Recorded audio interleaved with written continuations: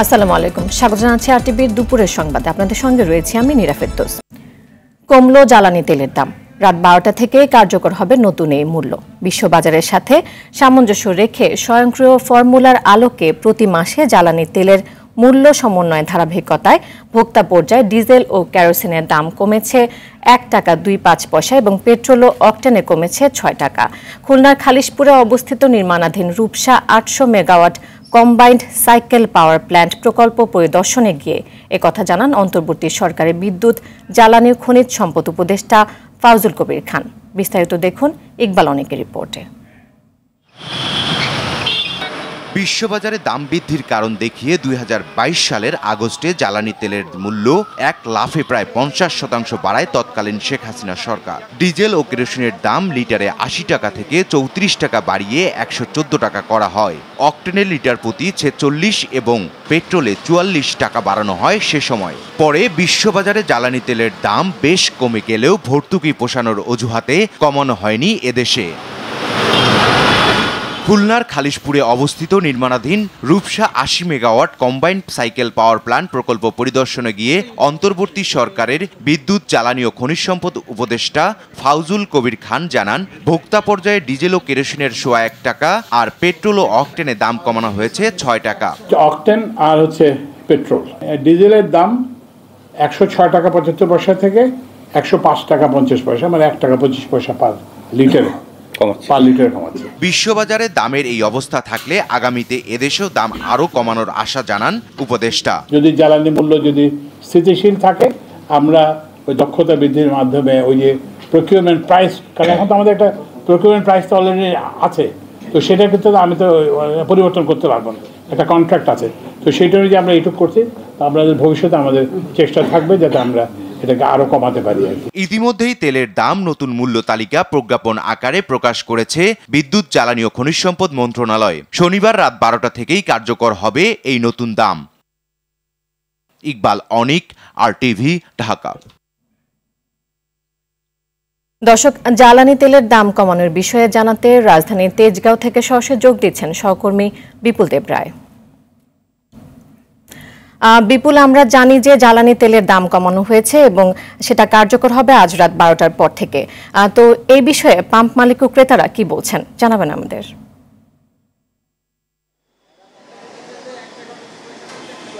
নীরা, আসলে আপনি যেমনটাই বলছিলেন যে জ্বালানি তেলের দাম বাড়িয়েছে, আজকে একটি প্রজ্ঞাপনের মধ্য দিয়ে তেল, গ্যাস এবং খনিজ সম্পদ মন্ত্রণালয়ের পক্ষ থেকে এটি জানানো হয়। আপনাকে জানাতে চাই যে সেটি হচ্ছে এখানে আসলে অকটেন এবং পেট্রোলের দামটি কিন্তু 6 টাকা কমানো হয়েছে এবং তেল, কেরোসিন এবং ডিজেলের দাম করা হয়েছে মাত্র 1 টাকা 25 পয়সা। আমরা বর্তমানে যে রাজধানীর যে পেট্রোল পাম্পগুলো আছে সেখানে যারা সাধারণ যাত্রী পাশাপাশি যারা চালক রয়েছেন তাদের সাথে কথা বলার সুযোগ হয়েছে।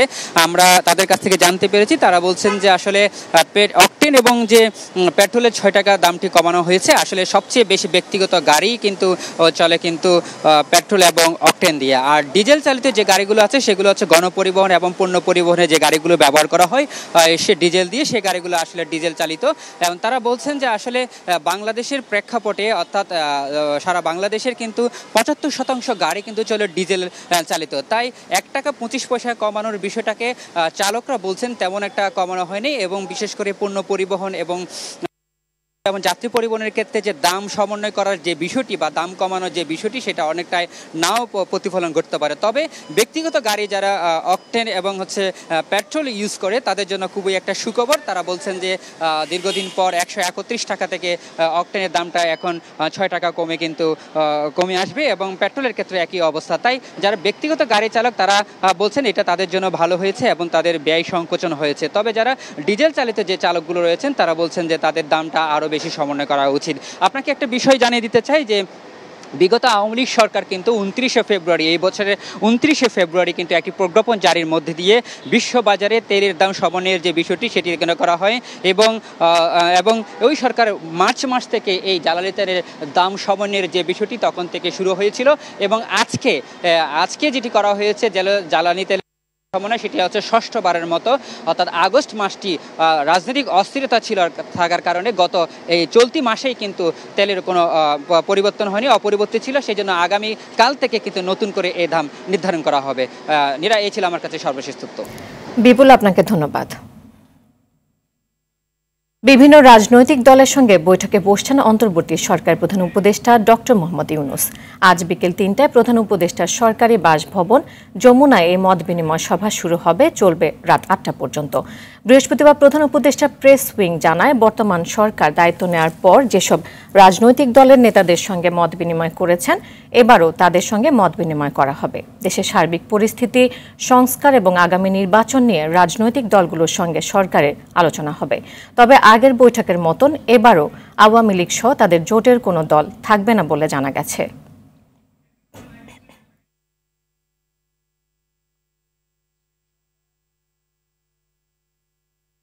দর্শক, এই মুহূর্তে প্রধান উপদেষ্টা সরকারি বাসভবনের সামনে থেকে যোগ দিচ্ছেন সহকর্মী শাকিলা করিম। শাকিলা, প্রধান উপদেষ্টার সঙ্গে রাজনৈতিক দলগুলোর আলোচনায় আসলে কোন কোন বিষয়গুলো গুরুত্ব পাবে জানাবেন আমাদের। নীরা, গত ৮ই আগস্ট আনুষ্ঠানিকভাবে দায়িত্ব গ্রহণের পর এই অন্তর্বর্তীকালীন সরকারের যে উপদেষ্টা মণ্ডলী রয়েছেন এবং যে প্রধান রয়েছেন প্রধান উপদেষ্টা ডক্টর মোহাম্মদ ইউনূস, তিনি কিন্তু বিভিন্ন রাজনৈতিক দলের সঙ্গে কিন্তু দফায় দফায় বৈঠক করেছেন এবং সর্বশেষ কিন্তু ১২ই আগস্ট বিএনপির সঙ্গেও কিন্তু বৈঠক করেছেন। এবং এই যাদের সঙ্গে বৈঠক করেছেন এর মধ্যে কিন্তু বিএনপি দল থেকে কিন্তু নির্বাচনের একটি রোড ম্যাপের জন্য তারা কিন্তু বর্তমান সরকারকে, অন্তর্বর্তীকালীন সরকারকে কিন্তু তারা এক প্রকার চাপ প্রয়োগ করছে বলা চলে। এবং এর বাইরে আজকে যে কিন্তু আগের বারের মতোই এই ক্ষমতাচ্যুত সরকার চলে যাওয়ার পর থেকে কিন্তু এখনো পর্যন্ত আওয়ামী লীগ সরকারের কোনো প্রতিনিধির সঙ্গে কিন্তু এখনো পর্যন্ত কারোর সঙ্গে বৈঠক হয়নি প্রধান উপদেষ্টার সঙ্গে। এবং আজকে যে কয়েকটি রাজনৈতিক দল ও জোটের সঙ্গে আলোচনায় প্রধান উপদেষ্টা বসবেন, তাদের মধ্যে কিন্তু তারা কিন্তু বিকেল ৩টায় এই অতিথি ভবন যমুনায় মত বিনিময় বা এই বৈঠকে কিন্তু বসবেন এবং এটা কিন্তু একটানা রাত ৮টা পর্যন্ত, অর্থাৎ ৫ ঘন্টা ধরে চলবে। এবং প্রায় সব ইস্যুতেই ক্ষমতাচ্যুত শেখ হাসিনাকে সমর্থন দেওয়া জাতীয় পার্টি কিন্তু এবারের এই বৈঠকে ডাক পেয়েছে এবং আওয়ামী লীগ সরকারের বিরুদ্ধে অবস্থানে বাম গণতান্ত্রিক জোট কিন্তু আবার আমন্ত্রণ পায়নি। এবং আপনারা জানেন, আপনাদের দর্শককে জানিয়ে রাখি যে গত বৃহস্পতিবার যেহেতু বিএনপি মহাসচিব মির্জা ফখরুল ইসলাম আলমগীরের নেতৃত্বে তাদের প্রতিনিধি দল বৈঠক করে প্রধান উপদেষ্টার সঙ্গে এবং দ্রুততম সময়ে নির্বাচনের দাবি তোলে বিএনপির পক্ষ থেকে, যেমনটি আপনাকে শুরুতেই জানিয়েছিলাম। এবং আজকে শনিবার, অর্থাৎ আজকে কিন্তু রাজনৈতিক দলগুলোর সঙ্গে মত বিনিময়ের ক্ষেত্রে হয়তো এই নির্বাচনের রোডম্যাপ সম্পর্কে জানার বিষয়টি কিন্তু যারা দাওয়াত পেয়েছেন বা ডাক পেয়েছেন আজকের বৈঠকে তারা কিন্তু এই বিষয়টি তুলতে পারেন, যেমনটি আমাদের কাছে ধারণা রয়েছে। এবং বর্তমান অন্তর্বর্তীকালীন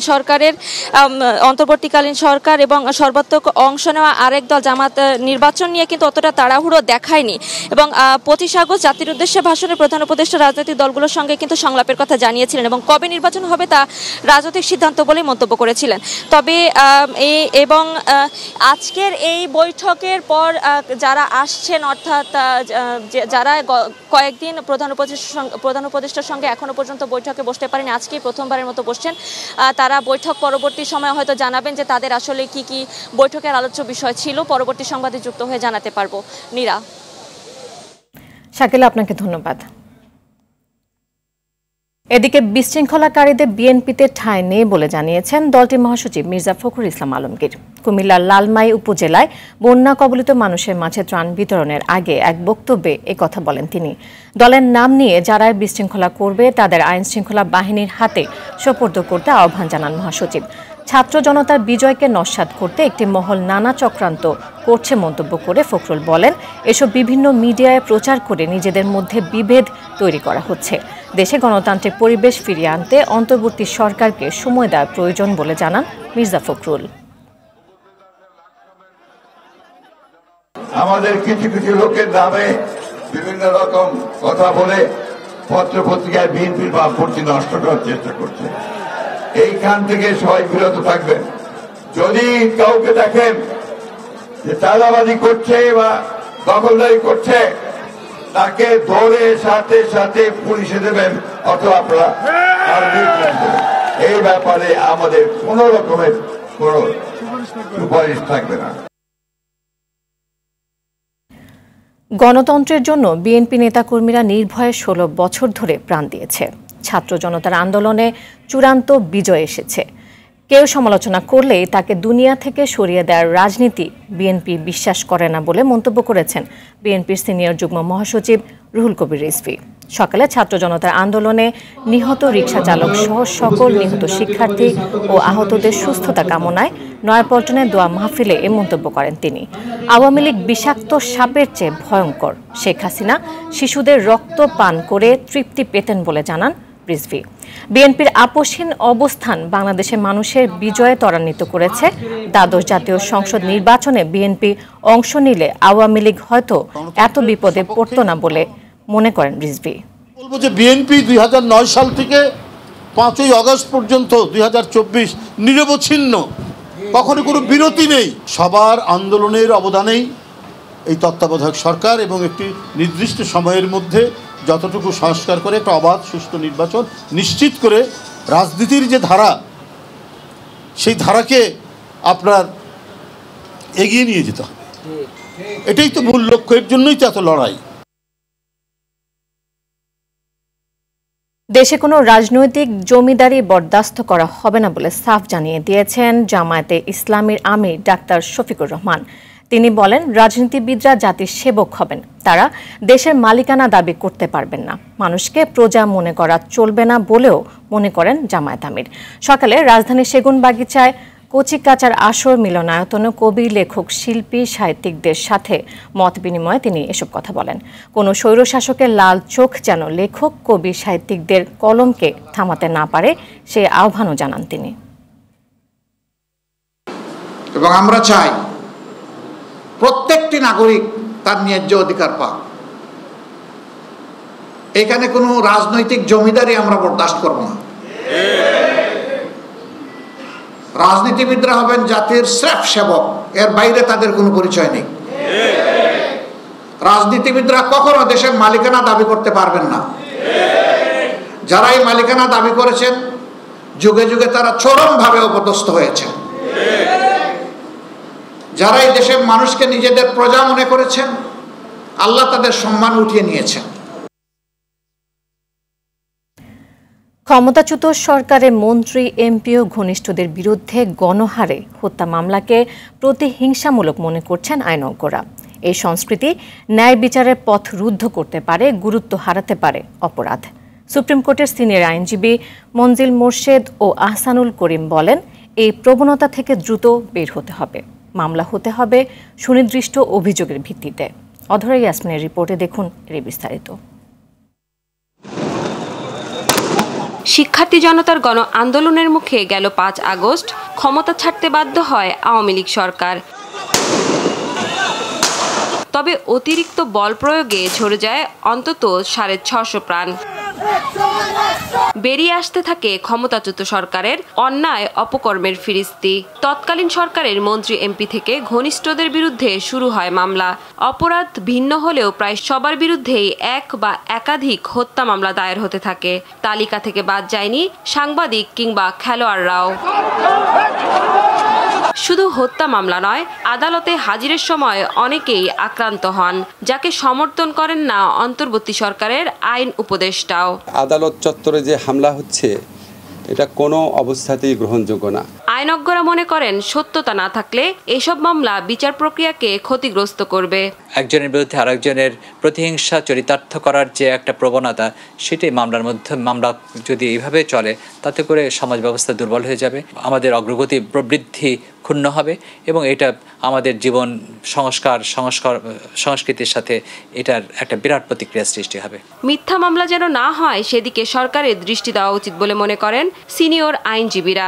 আগেও আমরা যেটা সমালোচনা করেছি, বিএনপির সামনে একটা ঘটনা ঘটলো, সেখানে বিএনপির সেক্রেটারি ছিল না, কিন্তু উনি আছে আসামি, তাই না? তো এইগুলো আলটিমেটলি হয় কি, রাজনৈতিক মামলা হিসেবে এগুলোর কোনো বিচার হয় না চূড়ান্তভাবে। তো এখনও তাই হচ্ছে। একজন মারা গেছে মিরপুরে, সেখানে সংশ্লিষ্ট যারা আছে তাদের সঙ্গেই তো হচ্ছেই, সে বিদেশে যে আছে তার নামে মামলা হয়ে যাচ্ছে, তাই না? যে ক্রিকেট খেলতেছে তার নামে মামলা হয়ে যাচ্ছে। প্রতিহিংসামূলক আচরণ না করে আইনের শাসন প্রতিষ্ঠায় জোর দেওয়ার পরামর্শ আইনজীবীদের। সেই সঙ্গে মিথ্যা মামলার কারণে কেউ যেন ক্ষতিগ্রস্ত না হয় সেদিকেও নজর রাখা জরুরি। আমরা যদি ফৌজদারি আইন বিবেচনা করি তাহলে সেই অনুসারে আমি বলবো যে এগুলো এক ধরনের প্রকৃত মামলা হিসাবে টেকানোটা খুব কঠিন হবে, কারণ এইটা যেভাবে করা হচ্ছে তার মধ্যে অধিকাংশ লোকজনই তাদের বিরুদ্ধে প্রমাণ করা যাবে না যারা হত্যার সঙ্গে জড়িত।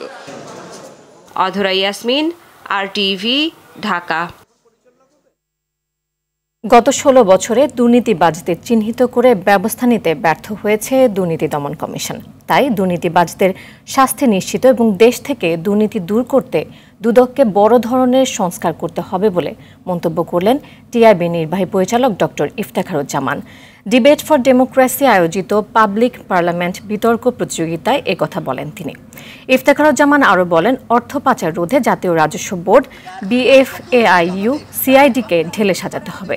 সব প্রতিষ্ঠান থেকে অনিয়ম দুর্নীতি দূর করতে রাজনৈতিক সদিচ্ছা প্রয়োজন। ডিবেট ফর ডেমোক্রেসির চেয়ারম্যান হাসান আহমেদ চৌধুরী কিরণের সভাপতিত্বে বিতর্কে বিজয়ী হয় স্টেট ইউনিভার্সিটি অফ বাংলাদেশের শিক্ষার্থীরা। অভ্যন্তরের অপারগতা ছিল, অদক্ষতা ছিল, সৎ সাহস দৃঢ়তার ঘাটতি ছিল, সব মিলিয়ে প্রতিষ্ঠানটি অকার্যকর ছিল। শুধু একইভাবে আরও বেশ কিছু প্রতিষ্ঠান আছে যেগুলো যার উপর অর্পিত দায়িত্ব ছিল, যাদের উপর সামষ্টিক এবং যার অবস্থান থেকে সবগুলো প্রতিষ্ঠানকে ঢেলে সাজানো অপরিহার্য বলে আমরা মনে করি। অবশ্যই দুর্নীতি দমন কমিশনের নেতৃত্ব ব্যর্থতার পরিচয় দিয়েছে, কাজে এটিকে ঢেলে সাজানো সংস্কার করা ছাড়া উপায় নেই। দেশের দক্ষিণ পূর্বাঞ্চলে বন্যার পানি কমার সঙ্গে সঙ্গে ভেসে উঠছে জনপদের ক্ষয়ক্ষতির চিহ্ন।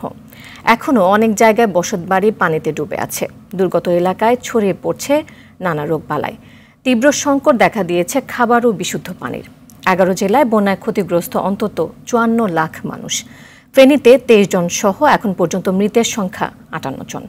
প্রতিনিধিদের তথ্য ছবিতে সাইদ মাহমুদের রিপোর্টে থাকছে বিস্তারিত। চাল নেই, চুলো নেই, রান্না করার হাঁড়ি পাতিলও নেই। বন্যার পানি ধীরে নামতে শুরু করলেও ঘরে ফেরার কোনো অবস্থা নেই দুর্গতদের। নিষ্প্রিয় শরীর আর অবাক চাহনি, কখনো একটু খাদ্যের খোঁজে, কখনো বা অসুস্থ সন্তানের জন্য ওষুধের। ফেনীতে বন্যা পরিস্থিতি কিছুটা উন্নতি হলেও এখনও তলিয়ে আছে সোনাগাজী, দাগনভূঞা সহ বেশ কয়েকটি এলাকা। এই জেলায় এখন পর্যন্ত 23 জনের মৃত্যু হয়েছে। খালে বিলেও বিভিন্ন স্থানে ভেসে আসছে মরদেহ। বন্যায় কৃষি, মৎস্য ও প্রাণী সম্পদ খাতে ক্ষতি প্রায় 1000 কোটি টাকা। শুধু কৃষিতেই ক্ষতি 451 কোটি 20 লাখ টাকার বেশি। 2 লক্ষাধিক কৃষক ক্ষতিগ্রস্ত বলে জানায় জেলা প্রশাসন। খুব অসুবিধা আছে, কষ্টে আছি, হাতে টাকা পয়সা নাই, কাজকর্ম নাই, মাঝে থাকতেছি, মানে কিছু পাইতে না, চাল পাই না, কষ্ট করতেছি। কোন রকম যদি আমাদের কিছু ভিজা খাবার চাল ডাল যদি দিয়ে একটু সহযোগিতা করা হয় তাহলে খুব ভালো হতো। নোয়াখালীতেও দুর্গত এলাকায় পানি কমছে। এখনও সেনবাগ, সোনাইমুড়ি ও বেগমগঞ্জ সহ বিভিন্ন উপজেলায় ঘরবন্দি লাখো মানুষ। সড়ক বিচ্ছিন্ন এলাকায় ত্রাণ সামগ্রী না পৌঁছায় খেয়ে না খেয়ে থাকতে হচ্ছে বানভাসী মানুষকে। আমরা ফান্ড ম্যানেজ করি, আমরা ত্রাণ দিয়েছি এবং আমরা কিছু ক্যাশ টাকা অলরেডি পাই। আমাদের এলাকাতে নসরুনাপুর আমরা প্রায় 200 লোকের উপর আমরা ক্যাশ টাকা দিয়েছি। কুমিল্লায় কৃষি, মৎস্য ও প্রাণী সম্পদ খাতে প্রায় 1650 কোটি টাকার ক্ষয়ক্ষতি হয়েছে। তলিয়ে গেছে 64,000 হেক্টর জমি। এতে সবচেয়ে বেশি কৃষি খাতে ক্ষতি 848 কোটি টাকা। চট্টগ্রামে কৃষিতে 400 আর মৎস্যে 290 কোটি টাকার ক্ষয়ক্ষতির কথা জানিয়েছে প্রশাসন। খাগড়াছড়ি, মৌলভীবাজার, হবিগঞ্জ, ব্রাহ্মণবাড়িয়া, সিলেট, লক্ষ্মীপুর ও কক্সবাজারে বন্যা পরিস্থিতির উন্নতি হয়েছে। বন্যার্তদের মুখে হাসি ফোটাতে শুরু থেকেই কাজ করে যাচ্ছে সশস্ত্র বাহিনী, রাজনৈতিক দল ও বিভিন্ন স্বেচ্ছাসেবী সংগঠন। সাইয়েদ মাহমুদ, RTV। দর্শক, বন্যা দুর্গত এলাকার পরিস্থিতি জানাতে নোয়াখালী থেকে সরাসরি যোগ দিচ্ছেন সহকর্মী গিয়াসউদ্দিন রনি।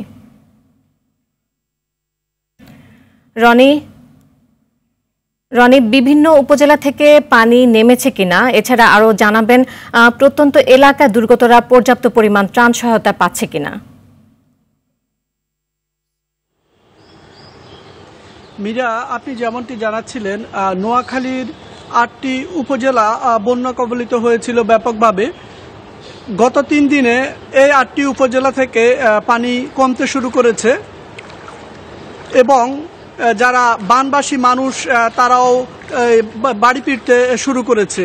জেলা প্রশাসন আজকে যে তথ্যে জানিয়েছে যে সেখানে বলা হয়েছে যে এখন পর্যন্ত 18 লাখ মানুষ পানিবন্দী আছে এবং 2,36,000 মানুষ এখনো আশ্রয়ন কেন্দ্রে অবস্থান করছে। তবে আজকে আমরা 250 শয্যা বিশিষ্ট নোয়াখালী জেনারেল হাসপাতালে গিয়েছি। সেখানে আমরা দেখতে পেয়েছি যে বন্যার প্রাদুর্ভাবের কারণে কিন্তু শিশুরা পানিবাহিত রোগে ব্যাপকভাবে আক্রান্ত হচ্ছে, আর শিশুরা হাসপাতালে জায়গা না পেয়ে ফ্লোরে অবস্থান করছে এবং বৃদ্ধরাও নানা রোগে আক্রান্ত হচ্ছে। এছাড়াও জেলার যেই ত্রাণ বিতরণ এবং ত্রাণ কার্যক্রম সেটি কিন্তু চলছে, সরকারি এবং বেসরকারিভাবে এটি সমন্বয় করে বিতরণ করা হচ্ছে। তবে দুর্গম অঞ্চলের মানুষ জানিয়েছে যে এখানকার যে তারা ত্রাণ পেয়েছে তা কিন্তু সরকারি ত্রাণ কিন্তু অপতুল ছিল। মীরা, আমার কাছে এই ছিল নোয়াখালীর বন্যা পরিস্থিতি নিয়ে সর্বশেষ। রনি, আপনাকে ধন্যবাদ। দেশের সব নদ নদীর পানি বিপদসীমার নিচ দিয়ে প্রবাহিত হচ্ছে, ফলে দ্রুতই বন্যা পরিস্থিতি স্বাভাবিক হওয়ার সম্ভাবনার কথা জানালেন বন্যা পূর্বাভাস কেন্দ্র। দুপুরে বন্যা পরিস্থিতি নিয়ে নিয়মিত সংবাদ সম্মেলনে বন্যা পূর্বাভাস কেন্দ্রের উপবিভাগীয় প্রকৌশলী মেহেদি হাসান জানান, আগামী 48 ঘণ্টা দেশের উত্তর পূর্বাঞ্চলে ভারী বৃষ্টিপাত হওয়ার কোনো সম্ভাবনা নেই। ব্রহ্মপুত্র, যমুনা সহ উত্তরাঞ্চলে তিস্তা, ধরলাও, দুধকুমার নদীর পানি ক্রমশ হ্রাস পাচ্ছে বলে জানান তিনি। স্থিতিশীল আছে গঙ্গা ও পদ্মা নদীর পানি।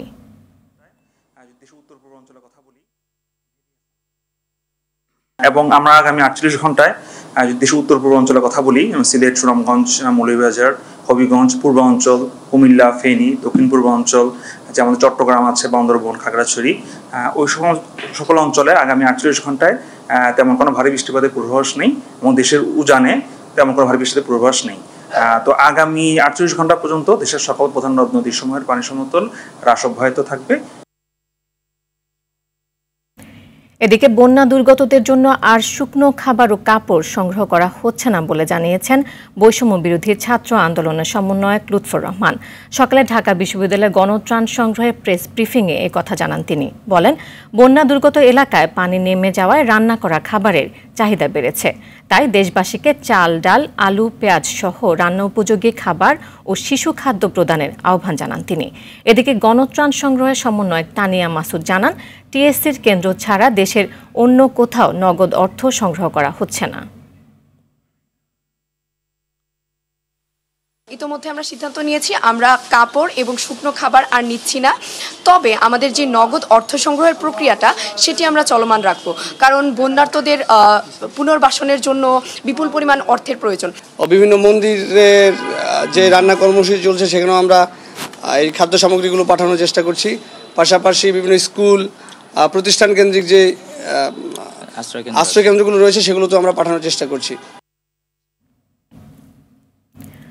স্বাধীনতার 52 বছরও দুর্যোগ কাটেনি দুর্যোগ ব্যবস্থাপনা অধিদপ্তরের এক কর্মকর্তা ও এক অফিস সহকারী দিয়ে চলছে উপজেলার পর্যায়ের কার্যক্রম। ত্রাণ সামগ্রী পৌঁছানোর জন্য 495 উপজেলার একটিতেও নেই নিজস্ব কোনো যানবাহন। ফলে চলমান বন্যায় অনেকটা নীরব দর্শকের ভূমিকায় দুর্যোগ ব্যবস্থাপনার মূল দায়িত্বে থাকা এই অধিদপ্তর। বিষয়টি স্বীকারও করেছেন খোদ অধিদপ্তরের কর্মকর্তারাই, তবে দায় চাপাচ্ছেন সচিবালয়ের উপর। বিস্তারিত সুমন তানভীরের প্রতিবেদনে। স্মরণকালের ভয়াবহ বন্যার কবলে দেশের দক্ষিণ পূর্বাঞ্চলের 11টি জেলা। দুর্গতদের সহায়তায় দেশবাসী এগিয়ে আসলেও প্রত্যন্ত অঞ্চলে ত্রাণ না পৌঁছানোর অভিযোগে সহসাই প্রশ্ন উঠছে, দুর্যোগ মোকাবেলার দায়িত্বে থাকা দুর্যোগ ব্যবস্থাপনা অধিদপ্তরের কর্মকর্তারা আসলে কি করছেন। এই লক্ষ্মীপুরের মানুষ যে দুর্যোগ পার করতেছে, কোনো একটা সহযোগী সংগঠন এখন পর্যন্ত আসে নাই, বড় কোনো সংগঠন। দেশের 495টি উপজেলায় অফিস থাকার পরও কেন ত্রাণ পৌঁছানো যাচ্ছে না ওইসব এলাকায়? এসব প্রশ্ন নিয়ে মহাখালীর অধিদপ্তর মহাপরিচালকের কার্যালয়ে গিয়ে তাকে পাওয়া যায়নি। তবে অধিদপ্তরের কয়েকজন কর্মকর্তার সঙ্গে কথা বলে পাওয়া যায় সব ভয়াবহ তথ্য। 21টা উপজেলায় টিএনভুক্ত যানবাহন আছে, আর বাকি যে 64টা জেলা এখন কোনো যানবাহন নাই। বিভিন্ন প্রকল্প থেকে দাঁড় করা যানবাহন দিয়ে চলা হয়, কিন্তু এদের কোনো ফুয়েল কস্ট পর্যন্ত দেওয়া হয় না। মাত্র 2 জন জনবল দিয়ে কীভাবে এই বিশাল দুর্যোগ মোকাবেলা করা সম্ভব? 1972 সালে প্রতিষ্ঠিত দুর্যোগ প্রবণ বাংলাদেশে দুর্যোগ মোকাবেলার একমাত্র সংস্থাটি চলছে মাত্র 2710 জন জনবল নিয়ে, যার মধ্যে আবার অনেক পদই খালি। সে বিবেচনায় 52 বছরে কর্মী বাড়ার বদলে উল্টো কমেছে। একজন কর্মকর্তার অধীনে একজন সহকারী নিয়ে চলছে 495টি উপজেলার কার্যক্রম। বিশাল দুর্যোগ মোকাবেলা করা আমাদের পক্ষে আসলে কঠিন হয়ে যাচ্ছে। সরকারকে আমরা বারবার প্রজেক্ট পাঠাচ্ছি, প্রস্তাব পাঠাচ্ছি, কিন্তু সেটা কেন কোন অদৃশ্য কারণে যে অনুমোদন হচ্ছে না সেটা আমরা বুঝতে চাচ্ছি না। যারা এই কাজটি দুর্যোগের সকলের আগে ফার্স্ট রেসপন্ডার হিসেবে অতন্ত্র প্রহরীর মতো যারা কাজ করে থাকেন তারা নিজেরা দুর্যোগ আক্রান্ত।